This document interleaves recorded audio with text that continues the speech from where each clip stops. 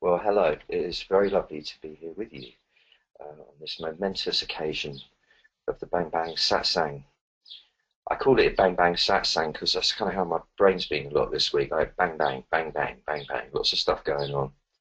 It was an amazing week last week. There was some proper magic. I went to Edinburgh, and one of the things that occurred there was mending a very good friend of mine's ankle, which was broken. And I think this is just 2 and a bit weeks in, um, and managed to get the bones to knit, and so that she's now able to walk, which is well, actually, for me, it's quite mechanical because I've known how to do that since I was a wee nipper.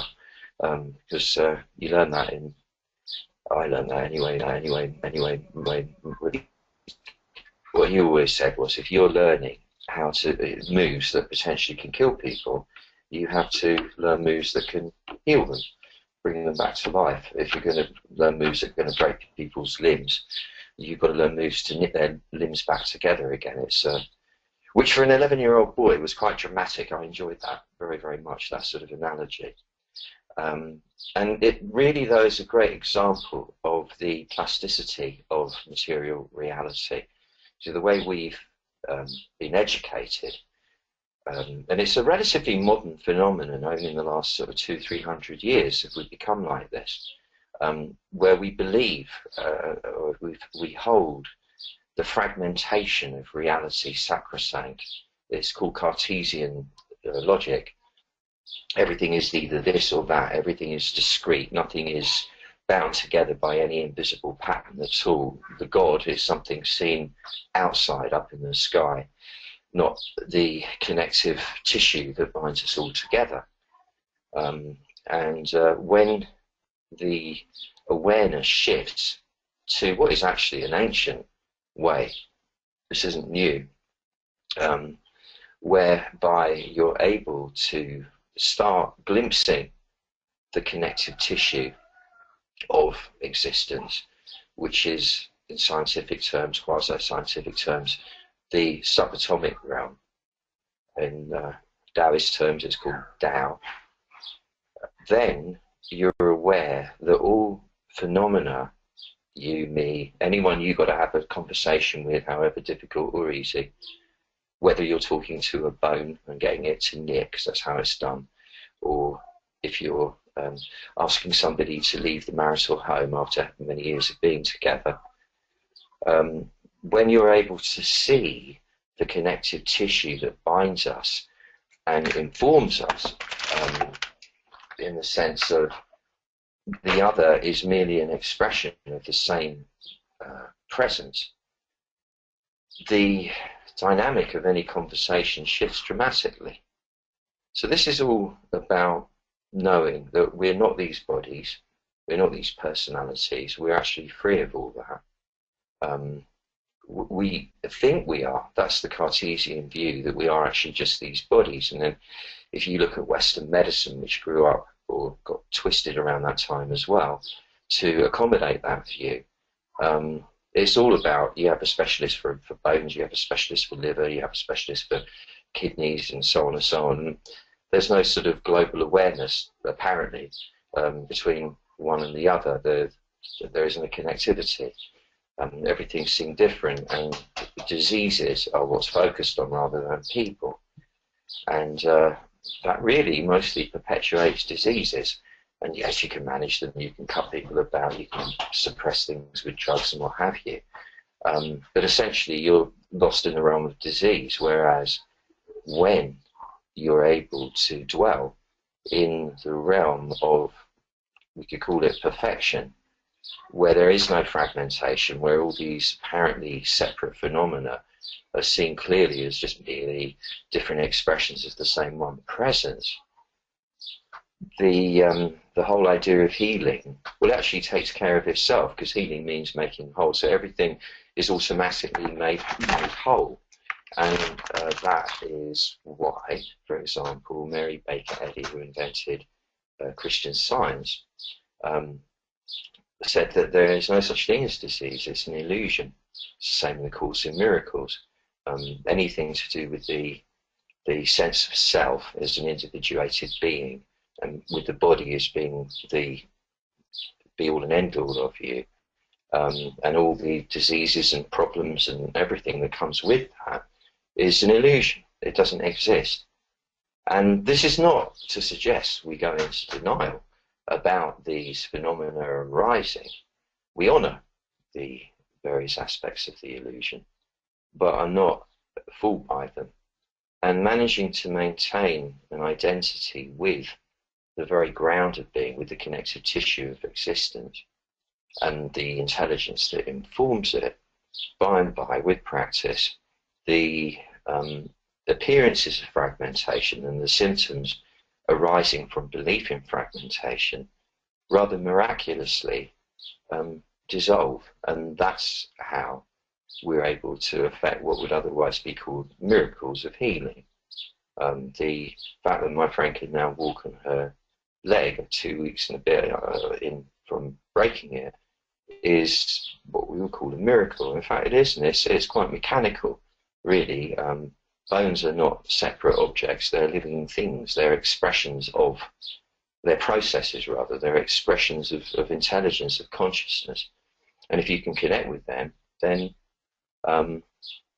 the consciousness knows what to do with itself. It knows how to write things, how to balance things. And this is the same when dealing with a conversation with somebody where you have to tell them to go. And I'm aware I'm not talking glibly about this, because when I look back at my earlier life, in the marriages that I had, albeit that they were very unsatisfactory, to put it mildly, for me, and obviously for them, it was very difficult to bring myself to the point of actually saying and meaning and being ready to follow through with, I'm leaving, I'm going. We get into a trance, and it's a self-induced trance. The other colludes with us in it, but it looks like the others put us in that trance or put a spell on us. In fact, it's us that put ourselves in the trance, where we believe that the model we've created in our heads about what's going on there is sacrosanct. We believe in the individual. We believe in these apparently individuated beings, and we think they're real. And yes, of course, the body is real. If you hurt it, it hurts. But essentially, what all this is just expressions of the force of the Tao, the connective tissue of existence. And when you can see that, the difficult conversations become a lot easier. I mean, the actual enactment of a conversation that's difficult to do is still difficult or awkward, but it's not you that's feeling awkward. There just is awkwardness going on, and you're aware of it. You're not somehow taking it personally. What actually makes it difficult to get to that point is a combination of, one, not wanting to hurt the other person, not wanting to disrupt them, not wanting to upset them or let them down. And there is an element of altruism in that, of course. We all have that in us. However, mostly it's to do with the repercussions that you're assuming will occur, because most of us are in the illusion of the separate self. We are self-serving. It's only when we're in the big ground of being that we are altruistic, naturally so. Altruistic comes from the word altra, which means other in Latin. And it means being aware that everything is a connected continuum and serving the continuum. That only occurs when you are actually identified fully with the ground of being. When you're in the illusion of a separate self, it's inevitable that you will be primarily self-serving. So that when having to tell somebody, okay, look, that's it, you got to go, or I got to go, the idea that you're worried about hurting them is really mostly because you're really afraid of what the repercussions will be, how they're going to punish you for that. You're also afraid of the change and what it might bring, that you might regret it, because it might be no good as it is, but who's to say that it won't get even worse if you make that move. This again results from losing connection with the ground of being. Now, I'm going to talk about the ground of being properly in a minute, but when the ground of being is where you sit, the relationship that you have is with that, and you do have a dialogue with it. It might not be in words, but there's a definite sense of you got your friend, you have your friend. Now, some people through history have projected that out onto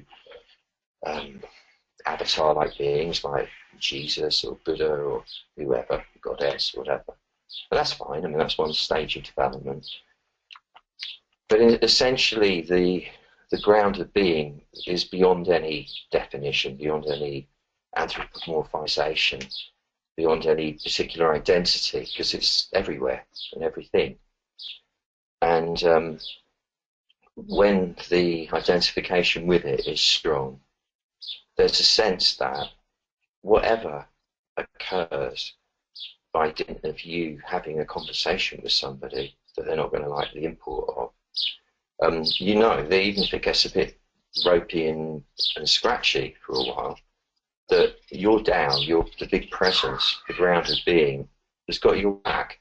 And I mean that literally, and we'll go into that in a minute. It's got you covered. It will make sure that you bounce back to a state of wholeness and balance. And as we know, when one door closes, another opens. So when one parting occurs, there will be a new meeting. And it's not like if you're married to somebody, you're in a relationship with someone, and you're separating from them, that it means that, well, it could mean this, but that somebody else is coming in to replace them. It's not about that. That's just an effect, an external effect.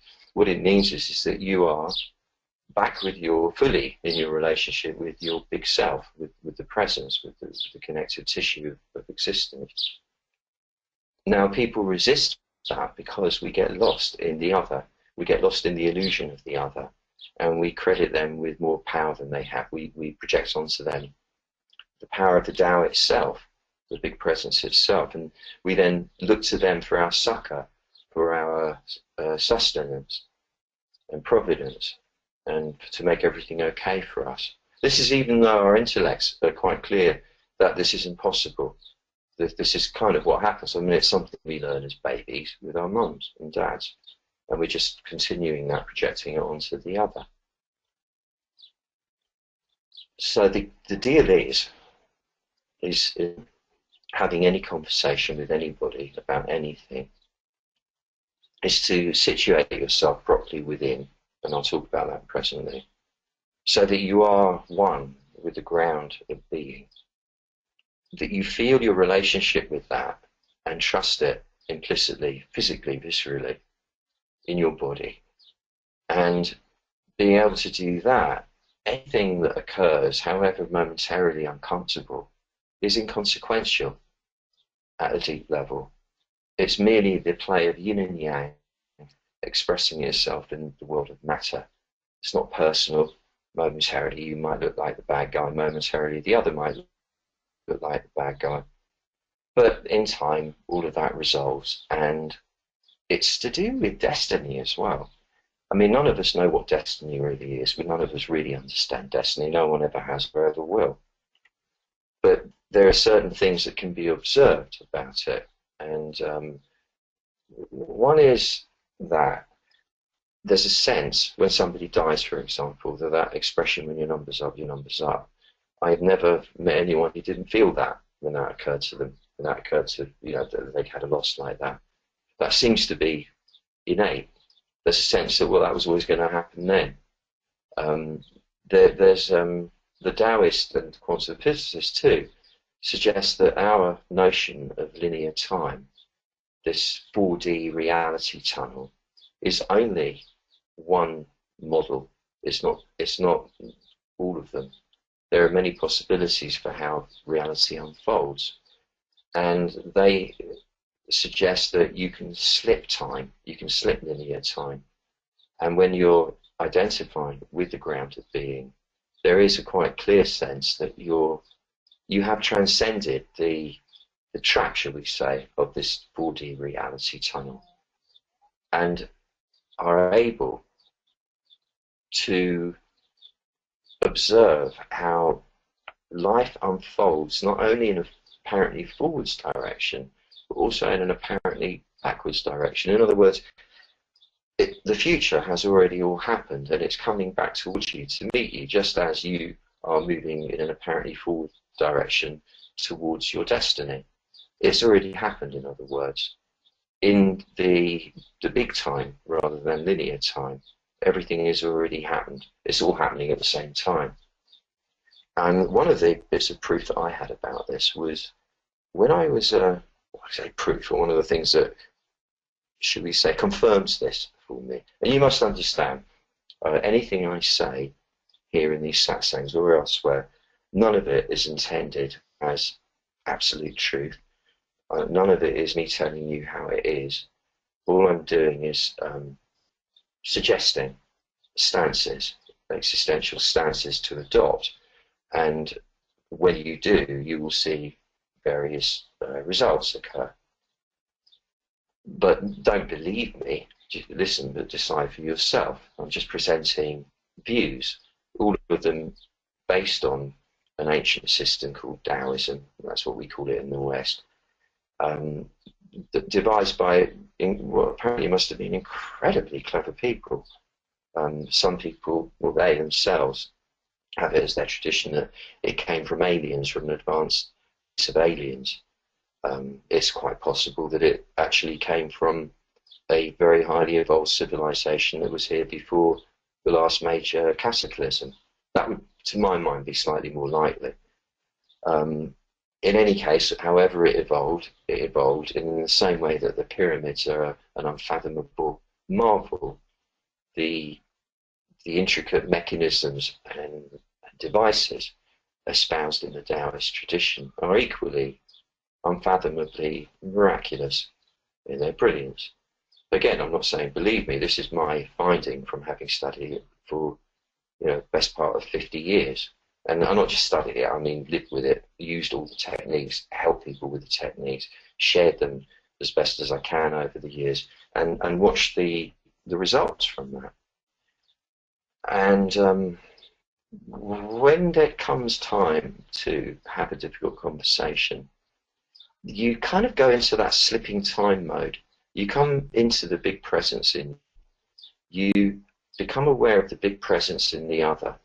And now that's not the personality, that's not the way they appear as the opponent or the one that's going to be hurt, or the one with all the games that we all play, all the rackets that they're running, all the personality quirks, all their weaknesses, all the codependent traits and so on. Any more than those aspects of you are who you are. What you're doing is bypassing that whole level of illusion and addressing the big presence that informs them, that ultimately is the same big presence that informs you in everything and everyone. And you, respectfully, in your kind of meditative state, address the big presence in them, and you tell them that it's obvious, is it not, that the destiny, as I was alluding to before, has it that we're about due to separate, our orbits are to separate. And we both know the presence is that this is always for the highest good.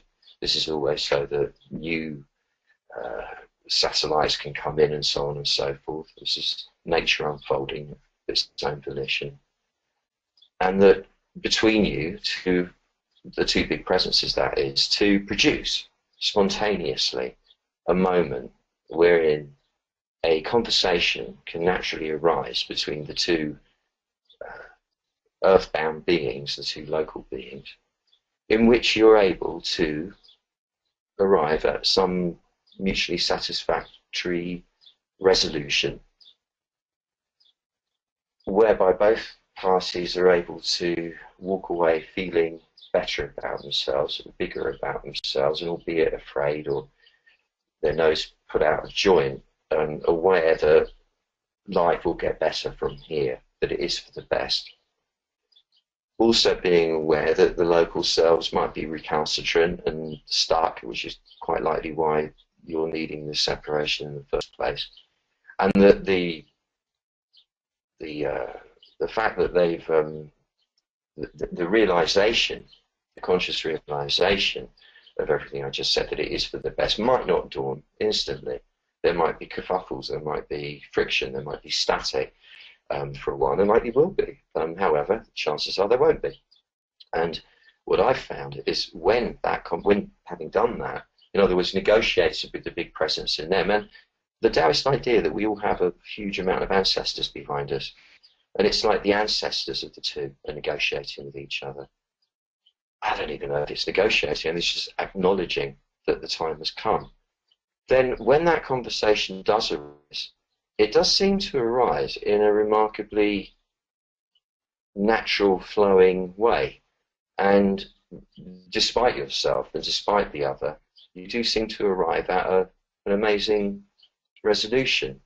Again, the personalities will probably rebel against that afterwards, and so it won't be smooth sailing. But the things that need to be said will be said. The message will go in, and change will occur as a result of that. I'll tell you that what happened with me, with my second wife, who is one of my dear beloved friends, Claire, who she's really truly one of the most beautiful women on the planet, and especially now at the age of what she must be 60, 61. Really, if you saw her, she is the epitome of what a woman can be at 60 in her full beauty and power and feminine completeness. I mean, a really remarkable woman. However, when we were together, and this was a long time ago, she was difficult. And she says all this, she'll admit all this, and was really resistant to my whole, should we call it, alternative way of doing things and my way of living. And that's why eventually I found her too hard work for me, and creatively it was stultifying for me. Somehow something in the dynamic made it difficult to be motivated in a creative way, and found myself tending to kind of fall into a kind of, comfortable existence, which is not my style. I need edge in my life. And it was hard because I love her and she loves me, and it wasn't really working, and we both knew that. Neither of us really wanted to admit that. And I did what I just told you, to have that conversation thing, and it told me at that point the way to get this thing to dissolve, the bond that seems to be tying you in here, is to go further into it rather than pull away from it. So do what she says she wants you to do. Be the guy that makes all the cups of tea, takes the rubbish out, that does all the stuff that you're meant to do if you're a really nice guy, and goes to her dad's for dinner and her mum's for dinner and this for that, and do the dinner parties and all the stuff that I find just totally utterly boring and just not my style. Do it all, and do it with a good heart. And I did. And it took 3 months, actually, of being a really, really, really good husband. It was so unnatural for me, because I'm just not into, that's just not my style, because I'm a tearaway. And I was really good. I was really, really good, really, really good. And one morning, having asked for a spontaneous arising of conversation, she looked at me in a really lovely way, without any weirdness or manipulative stuff going on, and just said, "I think you should go." And it was really nice. It was like a friend saying to a friend, "Yeah, man, come on, I think this is done. God, you should go." And I went, "Okay." I think, wow, it's worked. Phew. And I wasted no time. She had to go out. I got all my stuff out of the place, moved it to my other place around the corner that I had, and came back around 5 o'clock. She said, "I'd like to see them. Where's all your stuff?" And I said, "I moved it out." She said, "What are you talking about?" I said, "Yeah, you said I should go." She said, "I was only joking." I said, No, come on, don't pull that bullshit on me. It's time. And it was still difficult, but it happened. And she moved to America, and she's extraordinarily happy. She's married to an utterly lovely man with whom I'm extremely close. He's a proper friend, and I'm really happy for them, because she's beautiful. She's really thriving in that. She couldn't do that with me. And now she has become what I wish she had been then. She says that quite openly. She's flowered into this beautiful, enlightened, well-rounded, amazing woman that I saw her as, and just that she wasn't. And I'm sure whatever she saw me as, I wasn't that either. So that was a very, very, very difficult one, a conversation to have. But using this method, even that worked. And I've got even more examples that are more extreme than that, but I'm not going to put them on you. Instead, having come to the end of that impromptu, extemporized, improvised ramble, let me just talk about briefly what I mean by viscerally embodying the big presence, and then let's do a meditation. And the meditation I'd like to do is for all difficult negotiations, because that's what they are, aren't they? To be easy, and because the fabric of our reality, our collective reality, is shifting so dramatically.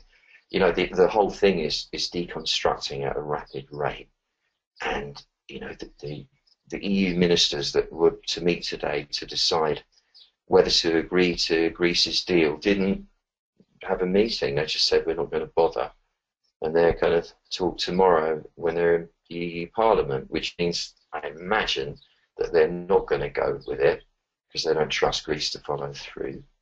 That will probably, I'd imagine, put Greece into alliance with Russia, who will then station their missiles, and then NATO will feel surprised and shortchanged.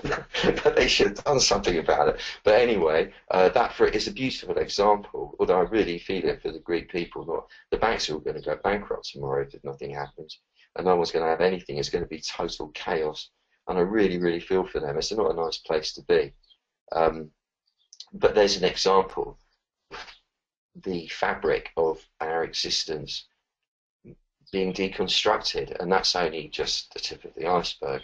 So that the meditation, my intention is for everybody who's willing to identify with the big presence to be taken care of, and for their way to be smoothed out, and for the results to be surprisingly beautiful and not catastrophic, and that somehow or other that spreads out to the whole of humanity, and the jaggedness of interactions between extreme factions that are on the planet becomes more well-oiled, so there's less crunch in conflicting ideologies meeting, and we start to return to where it was before the millennium, when there was a kind of a global understanding growing.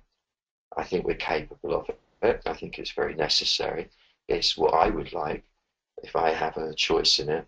And that's why I want to do this meditation. It's for all difficult conversations, which is what all of that will comprise, many difficult conversations, to be miraculously easy and for the results to be satisfactory, if not utterly beautiful, for everyone involved in the fullness of time. Now, this big presence, and you've probably heard me talk about this before, but it can't be repeated enough.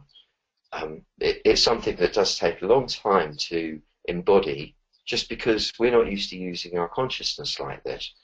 But once you do get it, and you'll find it then becomes the default mode, life does transform profoundly, and your whole relationship with destiny, with death, with the potential of upcoming hardship changes. You still have still fear, but you are not afraid. There just is fear. There's still frustration and anger, but you aren't frustrated and angry. There just is arising this phenomenon of frustration and anger momentarily, and so on and so on. And all systems worth their salt point you in this direction, but only the Taoist one, in my extensive studies. Possibly Kriya Yoga touches on it, but essentially only the Taoist one really teaches this, and it is the key, because rather than it being some very laudable intellectual abstraction or aspiration, because yeah, you know, we should be this, we should be that, it makes sense. Rather than all of that, it becomes a visceral experience. And this is what it is. You have the illusory self, the self that believes in its own fragmentation, that believes in its own individuation, that believes it is a separate entity from the God, which is seen up as in the sky, something separate. You know, you have the illusory self is disturbed by the possible repercussions of its actions with others, and there's advantages in that. Of course, it's what keeps us from being one of the things that keeps us from being destructive. However, it is held in thrall by what the Taoists call the world of the 10,000 things, the actions and reactions realm, and believes that it depends on others for its survival, and is therefore very insecure and disturbed. And it can be pacified momentarily with alcohol, meditation even, although that's a sort of superficial kind of meditation, which is the one that is mostly practiced by exercise and by having a good pee, and then the relief afterwards, for example. Drugs, sex, going out shopping, that doesn't last very long, does it? Like a moment you get from that. Going on vacations, that's quite a good one. You get a moment of just, you know, sitting there reading books. I don't know, I haven't been on one for years, doing what you do on them, but that kind of distraction, it mitigates the internal interference, but will not change it fundamentally. And no amount of wealth will, no amount of fame will, no amount of success will, no amount of actual physical love will, no amount of comfort from another will actually touch that, will do anything more than momentarily mollify. And that aspect of you plays out in the front of your body. This is the Taoist contribution. The noise that comes off the conflicting desires and your conscience, that plays out in your solar plexus, the kind of fear that is not being addressed, the urges to have this and have that and do this and do that, which are kind of cut across by the voice of reason saying, no, you can't do that, I mean, ridiculous, you can't do that. Oh. And then the secondary conversation. I mean, firstly, that takes place as a kind of as tension in the belly, which spreads through the chest. And there's a mental conversation going on to match that, which goes on in the prefrontal lobes of the brain, the forebrain. And this conversation between various factions of your own consciousness will take the shape of evaluating your position in the world, describing the world around you in such and such a way, and judging yourself and others according to that description and evaluation. And there'll be the secondary conversation I was just about to talk about, which is, well, if I can't do that thing, am I really living my life properly? I mean, other people, like so-and-so or so-and-so, they just go ahead and do it. And then the other voice goes, yeah, but look what happens to them. Or, you know, that the secondary conversations, and then there's a tertiary one, and it goes on and on and on. This infinite number of layers of conversation with the self. Now, this conversation is used to uphold our series of descriptions that about what reality is, and we mistake the series of descriptions and the conversation for reality itself. That's why it's so fascinating, for example, that quantum physicists reveal that it's not how it looks, or Taoist sage might show you it's not how it looks, or a magician might show you, a conjurer, this isn't how it looks. It's usually the total opposite. And we mistake it, though, for reality itself. And we, because our sense organs all face the front, perceive this whole phenomenon of life going on in front of us. We forget it's going on behind us and to the sides, above and below and within. We just see it's going on in front, hear it, smell it, taste it, and whatever. And the fascinating quality of it all draws us forwards towards it. It's like magnetism, it's obvious. And then we get stuck in there, in the front of our bodies. We become mere fronts.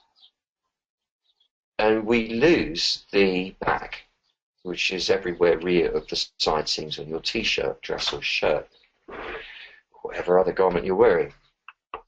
And the problem with that is, as you would have found out, is that you become the fear, you become the conflict, you become the noise, the scratch, the static, the interference.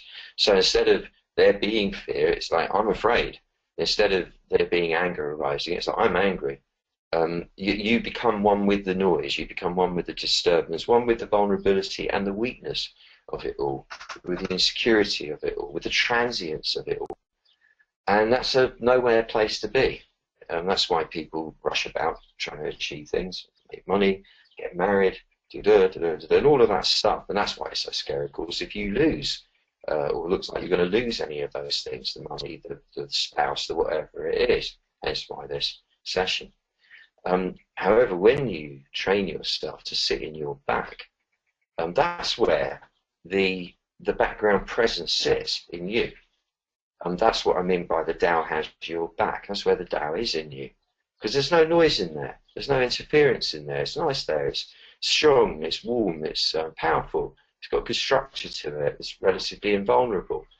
It doesn't have a lot going on. It's just the support of life. And that's where the Tao sits. And when you are able to sit in your back, you can accommodate the swirl of energy that goes on in the front, and you can observe what they nowadays call be mindful of what is occurring properly, though, not just intellectually. So you can feel when there is a tension in the belly with an accompanying series of thoughts saying, I'm scared because I think this is going to happen, that's going to happen, and whatever, and oh gosh, and then what will be, and then, oh, my life's going to fall apart, blah, blah, blah, blah, and whatever it is. You can observe that syndrome occurring, but you are no longer it. You're no longer identified with it. And when you can sit in the back and watch these things arising, it goes, aha, there is insecurity arising. How curious. And there's no need to rush into the front and try and do something to stop the insecurity. Why should you waste that energy? There's no need to rush to here, to email this one, phone that one, to stop yourself being lonely, or to try and make sure you get the money. And there's none of that needs to happen.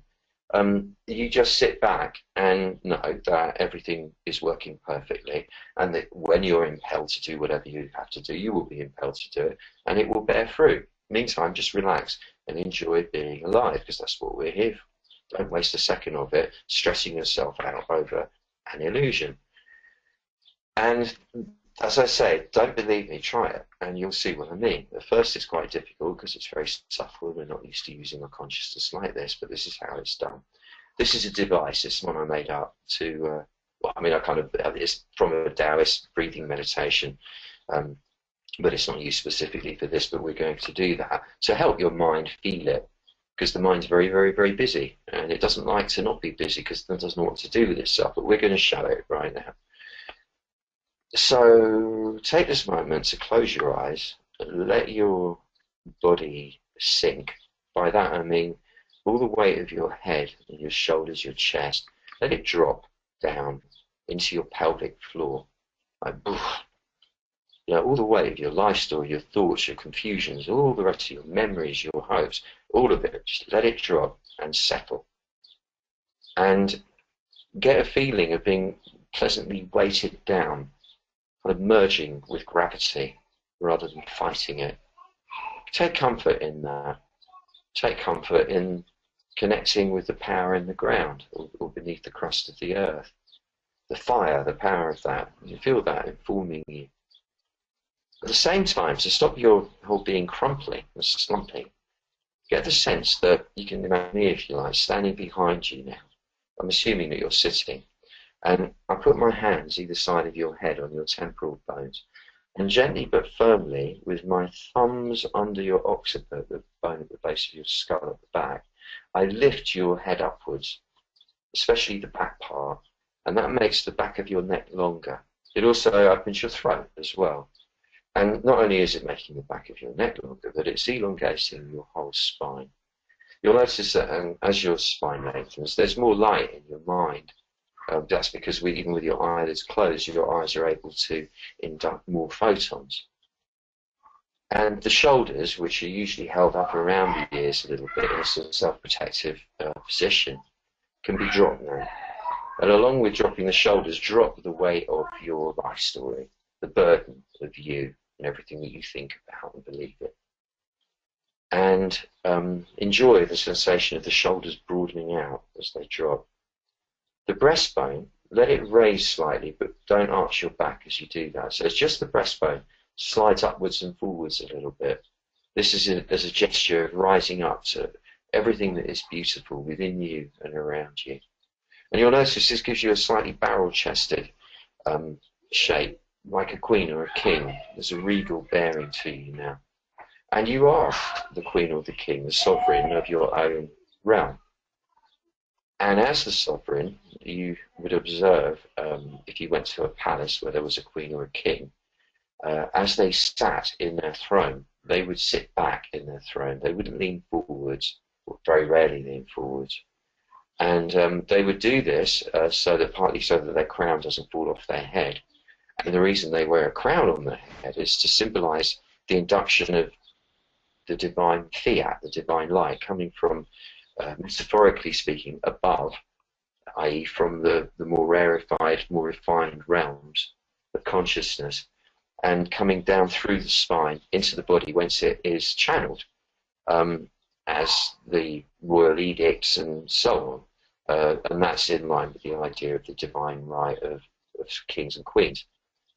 And it's the same for us. We're here, our highest function, according to Taoism, is to connect the energies of what they call heaven and earth, to be a conduit for what in the West we might call the spiritual realm, and bring it into the material. Likewise, to thereby spiritualize the material plane, and simultaneously somehow offer the material to the spiritual. And so the sense is that you are sitting back in your throne, and you're sitting down in your throne. You know, your bottom is sitting properly on the seat, but this is within you, the throne.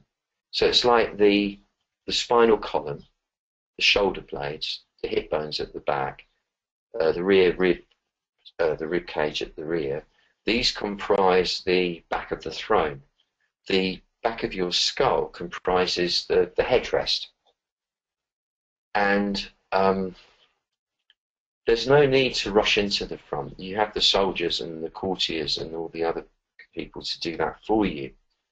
You don't have to rush into the front. You don't have to get busy in there. You can stay back because you're the queen or the king of your realm. And the front will take care of itself. There's beings to do all of that stuff for you. You just sit back and be here, channeling the divine energy. For the benefit of everybody, it's not a self-centered endeavor. Pardon the background noise. It will stop eventually. And the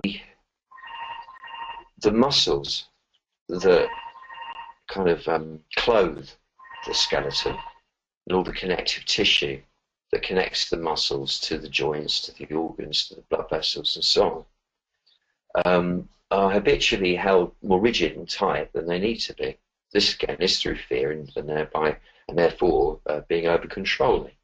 But now, because you are the queen or the king, no matter what, there is no need to be afraid in this moment. There is no need to be over controlling. Let all the muscles soften. Issue a divine edict. All muscles in this realm will now soften immediately. And then as you exhale, you could visualize a torrent of golden light, the elixir of life, rushing down through your crown, which is conveniently opened, and going through every cell in your body, specifically the muscles and soft tissue, and softening, soothing, calming, relaxing. And with that, it's only natural to allow the breath to flow more freely in and out, smoothly, silently, silken in quality. And noticing that as you watch the belly rise with the air coming in and fall as the air goes out, appreciating the life qualities, the life-bringing qualities in the air, you are noticing the tone of your mind, of your consciousness, becoming similarly silken and soft and smooth. And you're breathing and your muscles are relaxed and you're sitting back in the throne. Imagine breathing in through all the pores of your skin in the front of your body, your torso, your throat, your face simultaneously. As if breathing in a wall of white light, and you breathe that white light into the back of you. And it fills the back of you, everywhere rear of your side seams, with this near blinding white light. And being in this white light is lovely, so you're in it. You decide to be in the back here with the white light. And as you breathe out from the back, through the front of the body, through all the pores of the skin simultaneously, it's like you're breathing, but this time it's multicolored rainbow. You're breathing that same wall of light out through the front of the body. And as that goes out through the front of your body, the forward motion of it thrusts you back even more inside, like when you take off in a plane. So you're breathing in through the front, the wall of white light, which makes you be in your back, and then you breathe out from the back through the front, the light, which is now rainbow colored, through the pores of the skin. And the forward motion of that makes you come back even more inside, so that you're breathing in, you're breathing out, you're breathing in, you're breathing out, you're coming further and further into your back. Note that the physical back is not the barrier that you might have believed it was, and as you let go of that idea of it being solid, the sense of your presence in the back is much larger than what fits in your physical form. In fact, it's really limitless if you want to go all the way with it, as you keep breathing in and out and just keep drifting backwards, flowing backwards. You get bigger as you go backwards, bigger, and you get bigger faster as you go backwards. It's exponential acceleration and expansion of the presence. And out there in the front of you, where all the noise of emotional conflicts and intellectual shenanigans is occurring, but you'll notice it's no longer a kind of you anymore. It's just a phenomenon of an energy movement. It's kind of irrelevant what the story is. It's irrelevant if you've got to do this or do that with whoever it is. It makes no difference. You're back in the presence here, and all the stuff that goes on in the front is merely stuff going on in the front. It's no longer who you are. Specifically with the skull, draw your mind backwards to the rear of your skull, imagining you're walking backwards inside a cave high up in the mountains, like a little Buddha with your face on it, a tiny micro-sized Buddha, a beautiful little Buddha with your face on it. And imagine a pile of sumptuous, beautifully coloured cushions, perfectly arranged at the rear of the cave, so that you could now sit down on them in a perfect lotus position, with your back leaning against the rear wall of the cave, i.e. the skull. Able to gaze out now through the mouth of the cave, which is physically located roughly around the bridge of your nose, into the sky of infinity, just because it's a pleasant place to look. And that's where you rest your gaze. You'll notice as you do that, supported by the physical presence below, all the way up the inside of your back, that the usual cacophony of conversation in the front of the brain has ceased. That in itself is a miracle. Now for the heart, because this is what connects us to our family, our human family, and our family in general, which means all creatures on this earth, all sentient beings, and that's not limited to those in physical form. Everyone who's been, everyone who's to come, everywhere throughout time and space. It's the family. And all of these composite parts together are the one, the big one. So picture, way out there in the front of you, from way behind here, you're picturing this. Two halves of the breastplate opening like a pair of sliding doors. To reveal, and this again is merely a visualization device to focus your mind, not to be believed in literally, a cluster of precious jewels of all the reds and pinks, rubies and garnets and amethysts and so on, symbolize love and beauty and courage and nobility, and all the finer human qualities that are properties of the heart energy, surrounded by garlands of mythical, sweet-smelling, beautiful flowers, radiating a deep fuchsia rose gold light, warm light, that is instantly recognizable as healing, soothing, calming, mending. And this radiation of light is going everywhere. It's ubiquitous in its effect. It reaches everyone in our circle all the way around the world. And it reaches everybody that everybody here knows, and everybody that they know, and everybody that they know, and everybody that they know, and everybody that they know, and so on and so on and so on, until everybody on the planet, to the furthest reaches of China, Mongolia, Russia, Australasia, Indonesia, the Americas, and so on and so on and so on. Everywhere, everybody is somehow bathed at a subtle, discrete level by this effusion of heart energy, which, bear in mind, is not only coming from you, but is coming from everyone in our circle, and thereby is being exponentially multiplied. And this rose gold light is going ahead of all difficult conversations, just as it says in Deuteronomy, in my own words here, it's the light that goes before you that will be with you for all time. Do not fear or be dismayed. It'll all work out okay. So this is the light that does that. This is the rose gold light of the heart, the love that goes everywhere and mends all fractures in your dynamic with everybody in your life that might be caused in the coming days, weeks, months. That all these so-called difficult conversations that are already repaired, the damage, the potential damage is already repaired, that harmony is already restored before it's even broken, and that this spreads ubiquitously around the planet now, so that things work relatively smoothly for everybody caught up in any of the, what do you call them, the difficult zones.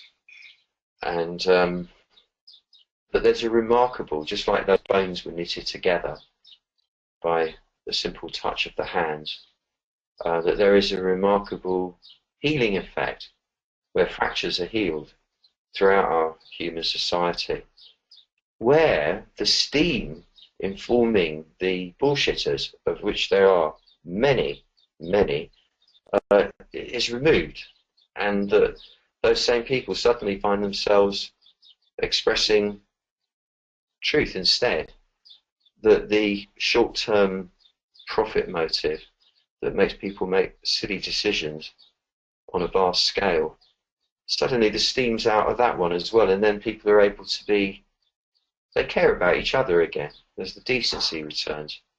That's what this light brings, this light. And specifically, if you do have a difficult conversation coming with someone, picture them standing before you now. And remember, we're all doing this together, so it's exponentially multiplied in power. And see them as the presence behind the front. And from the presence in the back of you to the presence in the back of them. Transmit through your heart this light, this rose gold light, and bathe them in it. Firstly, their presence is bathed in it. See their presence smiling. And their local front self is mended by it, and all the distortions and the messed up thoughts and twisted beliefs that they might be harboring in your connection are dissolved, and all there is there now is the beautiful rose gold light of love, and the dynamic between you is clean and clear, so that whatever has to be said will be said and received in the optimum spirit. And likewise for everybody on the planet, that there is this beautiful mending energy going everywhere right now. And keeping that as a constant, allowing that to occur of itself now without impedance, so moving of its own volition, the Tao doing that now, because we've set that in motion.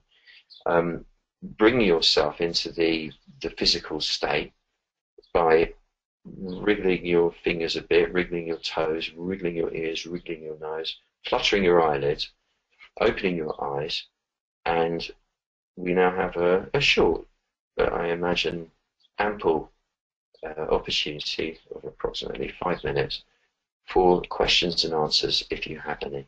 And if you have none, I will do a closing spell for the week ahead. So I hand us over to Sudhakru, who will tell us what to do. Hello. We have no questions. I think you stunned everybody into silence, Stephen. Yeah, well, I can relate to that. I don't know if I have any questions. Do I have any questions? I mean, on my first ayahuasca trip, ceremony rather, I felt obliged at some point to ask a question. So, because you can see the spirit there, that's what it's all about. That you sit in a circle. I mean, personally, I find the whole thing utterly boring. I don't understand why people are so banging on about it, but the experience is quite powerful nonetheless. And I felt obliged to ask it a question, the spirit. So I said, like, suppose I should ask you a question. It sort of came back immediately with this. I don't think it's stupid. There are no questions. There are no answers. Stop playing that game. It's dark. But nonetheless, if you do have a question, this is a time to ask it. I can't think of one myself. I just. Have you got any coming up through that? No, Maz says, thank you for your wise words. It is my pleasure. Bless your heart, Maz. What was I going to say? And Kev says, thanks, dude. What? Sorry, it will cut up. Say again. Kev, as in Bubbly Jack, says, thanks, dude. You are welcome, dear Bubbly. It's lovely that you're here. Thank you. It's a beautiful day outside now. I've had such a yin-yang day. I went out to the shops and got caught in this unholy downpour. It was dramatic, and now it is really blue skies and hot outside. I love that yin-yang thing.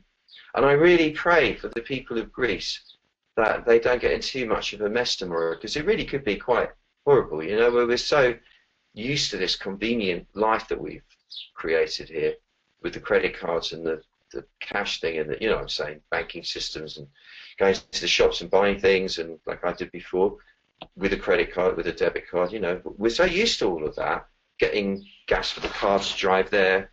You don't think about it other than making sure you're earning the money to pay for it somehow or other.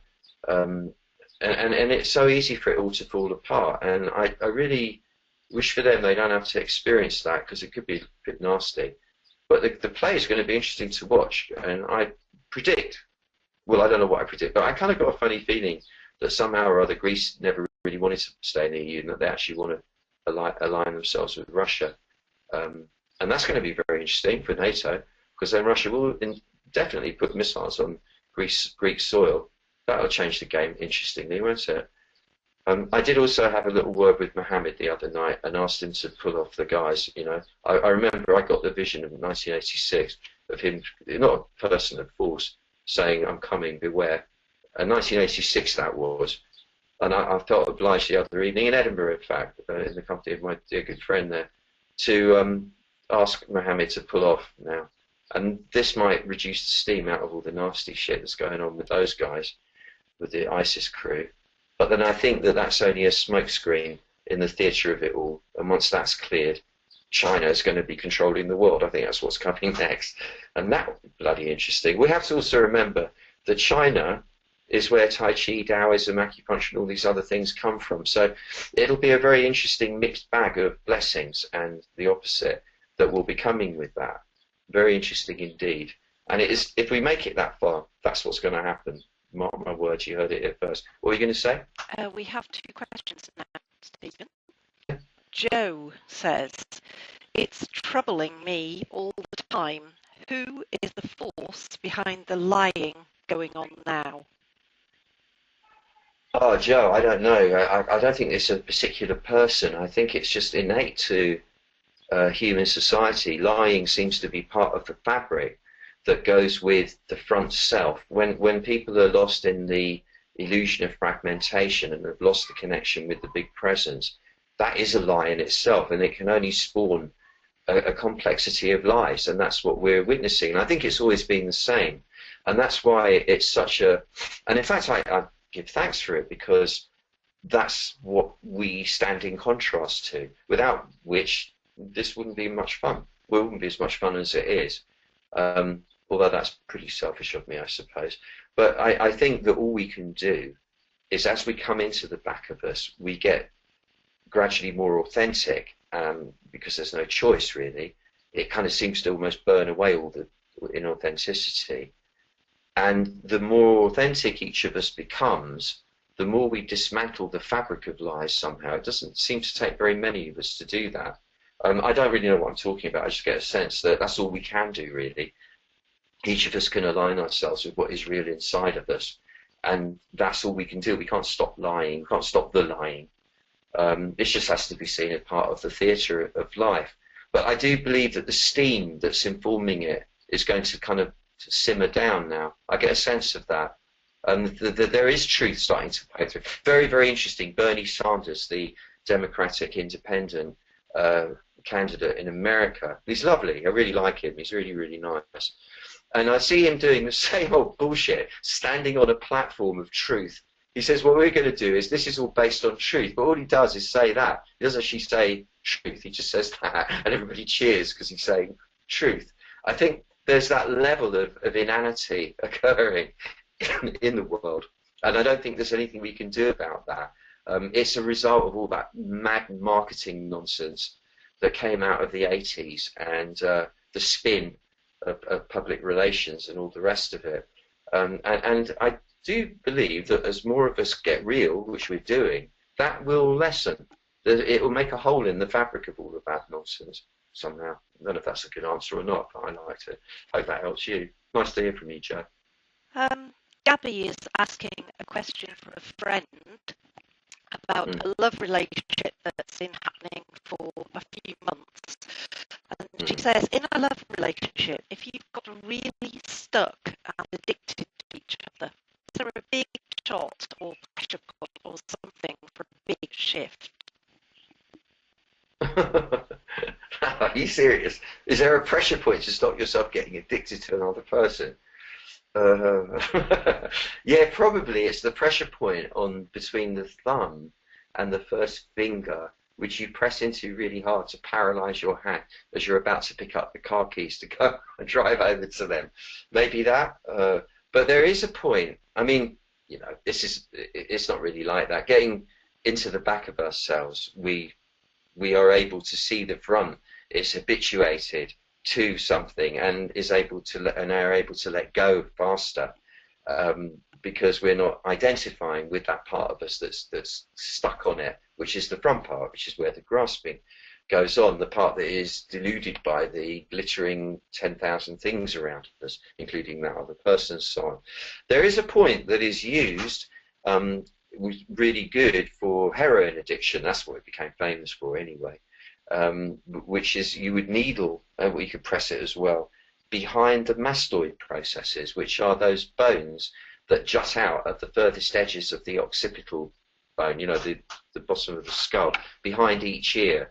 If you jammed a thumb into the flesh under that bone, between the bone and the skull bone, so that you get a good ache, a good poignant ache for about 10 seconds each side, that does, within a day of doing it about 4 or 5 times during that day, start to reduce the compulsive aspect of any addictive pattern, whether that be for somebody or something. But it's important that the person starts to really, because it's not about that, it's about them learning to identify with the big presence in the back of themselves, knowing that that's whence comes the sucker, rather than apparently the other who sits out there. It's when we give the power of the Tao to the other person that it hurts when we have to leave the other person, but what we get from that is the chance to come back to the Tao in ourselves, to re-establish that relationship.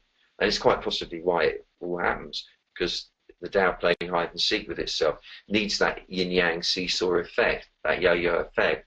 But every time you come back to yourself, to the Tao, it's even richer and more beautiful. It seems to be how we grow, or one of the ways. That is all the questions. Am I right in saying that next week is the last one of this series? It is. How exciting. I think it's going to be a beautiful one. I don't remember what it was, but I've got a feeling it must be something to do with global consciousness and communication. And if it isn't, it's going to be. So that's what I need to come to that, because I do feel that we need to do some magic at the moment for everybody. We're living on the cusp of either complete destruction or the beginning of a new golden era, as I see it. And I'm voting for the latter. I hope you're with me on that. So all my love to you. Thank you for being here. Thank you, Sue Crew. Thank you, everybody. Bless your hearts. Thanks to the Tao that informs us all. And may we have a week of untold miracles and beautiful surprises, all of us. Thank you. Goodbye.